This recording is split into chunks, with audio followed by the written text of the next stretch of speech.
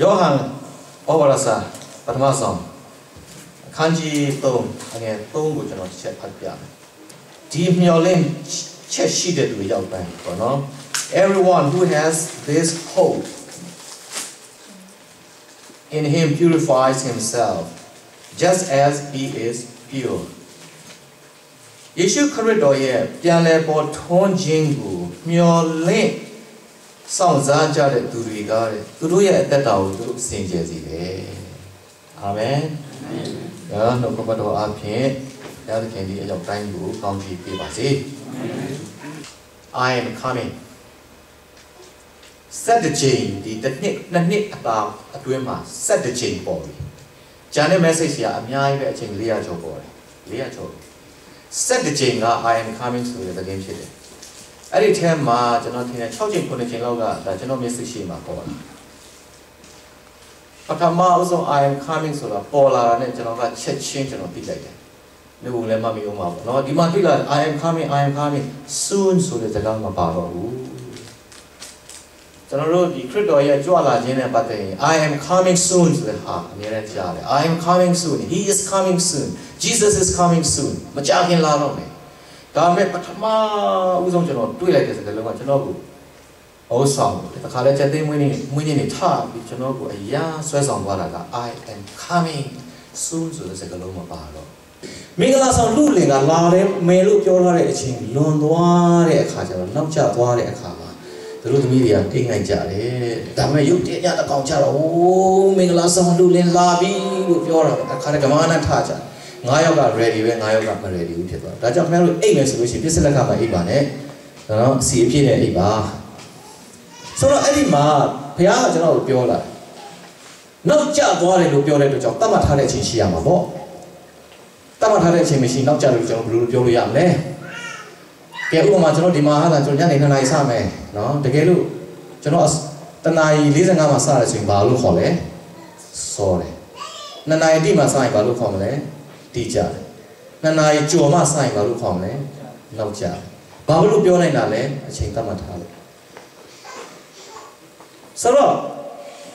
အဲ့ဒီအကြောင်းကခရစ်တော်ကိုသူနှိုင်းပြီးပြောထားတဲ့အကြောင်းခရစ်တော်ပြန်လဲကြွမဲ့အချိန်နောက်ကျသွားတယ်ဆိုတဲ့အတိတ်ရှိတယ်ဆိုတော့အတိတ်ကပါလေအဲ့ဒီရက်ကိုကျွန်တော်သေချာတွက်ကြည့်တဲ့အခါမှာလွန်ခဲ့တဲ့ခရစ်တက်ကလေးအနှစ်2000ဝန်းကျင်မှာပြည့်သွားပြီအနှစ်2000ဝန်းကျင်မှာပြည့်သွားပြီဆိုတော့အခုကျွန်တော်တို့ကနောက်ကျတဲ့ချိန်အဲ့ဒါလေးနည်းနည်းဟိုနဲ့နေတယ်ပေါ့နော်ဒါလေးတော့ပြောချင်တယ်အဲ့ဒါကဘာလဲဆိုတော့ဒီ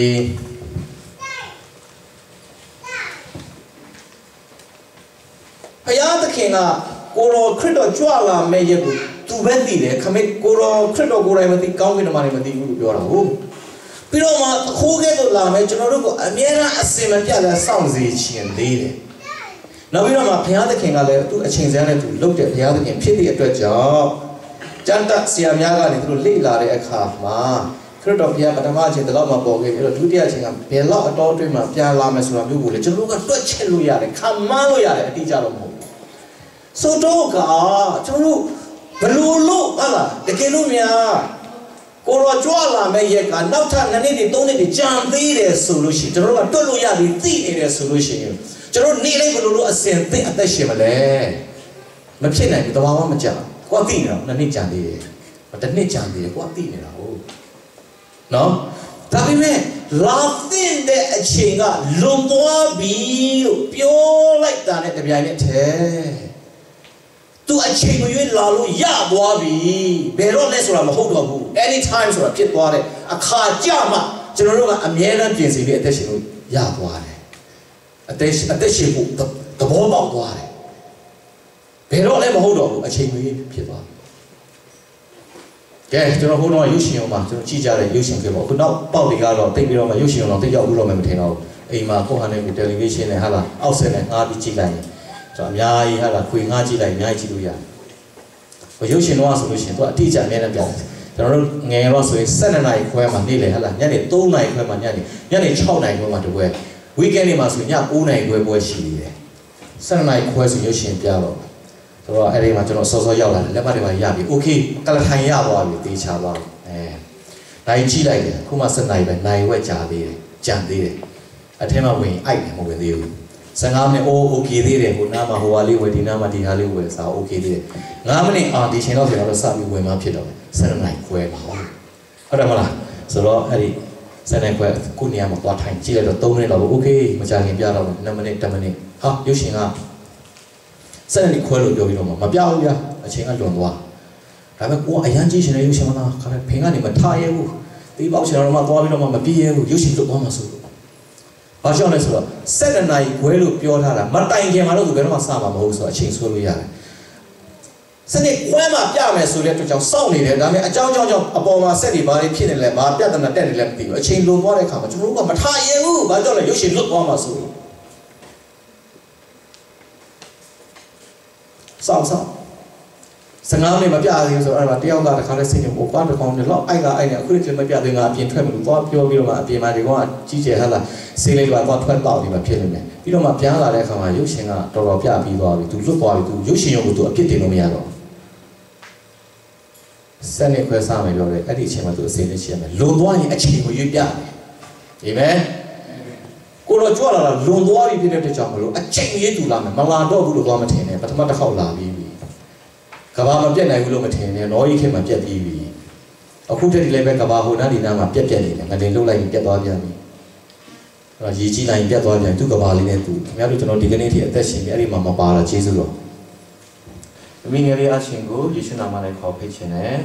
တော့ဗမာလိုသိမရဘူးเนาะအဲ့ဒါကြောင့်သူအင်္ဂလိပ်လိုပြောလိမ့်မယ်ကျွန်တော်ကဗမာလိုအနေနဲ့ကျွန်တော်ဗမာလိုဘာသာပြန်ပြီးနော်သူကခုနကျွန်တော်ပြောတဲ့နော်နမိတ်လက္ခဏာသူကနေမှပေါ်လာပြီးတော့ဘုရားအသုံးထားတဲ့မိငယ်လေးပေါ့နော်အဲ့တော့သူတက်တည်ခံပါစေ In the summer of 2008 at Sierra Leone Crusade, I became the servant of God. ဆရာပီတာလေးလျန်ရဲ့2008ခုနှစ်မှာစီဆရာတကယ်ဆိုပီတာဗန်နွေးဆုရဲ့အသင်းတော်မှာလာပြီးခရုစိတ်လာလုပ်လို့မှအဲ့ဒီမှာသူကတကယ်တော့ပြောင်းလဲသွားပြီးတော့မှအဲ့ဒီချိန်ကနေကျွန်မဘုရားသခင်ရဲ့အစီအကံဖြစ်ခဲ့ပါတယ် He used me in a way that I cannot believe nor can others. ဘုရားသခင်လှုပ်ဆောင်တဲ့ဟာတွေကတခါလေသူလည်းမယုံနိုင်ဘူးလို့သူများလည်းမယုံဘူးလို့အများကြီးပါပဲ The first message that God sent to his people was I am coming. ဘုရားသခင်ကသူ့လူတွေအတွက်ပထမဆုံးပေးတဲ့ message သတင်းစကားကငါလာနေပြီ That was the very first message that changed my life and others. အဲ့ဒီသတင်းကကျွန်မရဲ့အသက်တာကိုတခြားလူတွေအများကြီးအသက်တာကိုပြောင်းလဲစေတဲ့သတင်းစကားဖြစ်ခဲ့တယ် After that very first day, God has shown me things that no one can ever believe. အဲ့မှာပဲအဲ့ကနဦးရက်တွေမှာအစားအဆုံးရက်တွေမှာတခြားလူတွေမယုံကြည်နိုင်လောက်တဲ့နမိတ်လက္ခဏာတွေဘုရားသခင်ကျွန်မကိုဖွင့်ပြခဲ့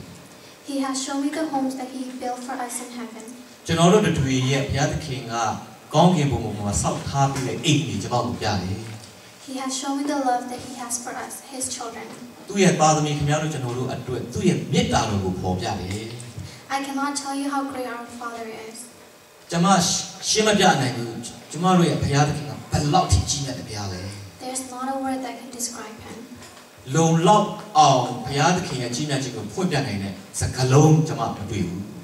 It has been 2 years since I have become God's servant. ဘုရားသခင်ရဲ့အစေကကျွန်မဖြစ်လာတာအခု2 နှစ်ရှိပါပြီ And there isn't a day where I'm not thankful for being his servant. ကျွန်မသစ္စာမရှိခဲ့တဲ့ရက်တွေလည်းရှိပါတယ်ဘုရားသခင်အပေါ်မှာ There isn't a day where I do not praise him. ဘုရားသခင်ကိုမချီးမွမ်းနိုင်တဲ့ရက်တွေလည်းရှိပါတယ်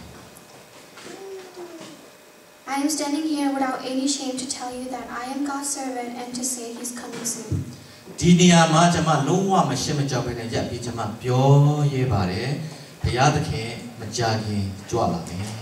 He's coming. I want you to know, church, that Jesus Christ could come this month, or he might come next week, or he could even come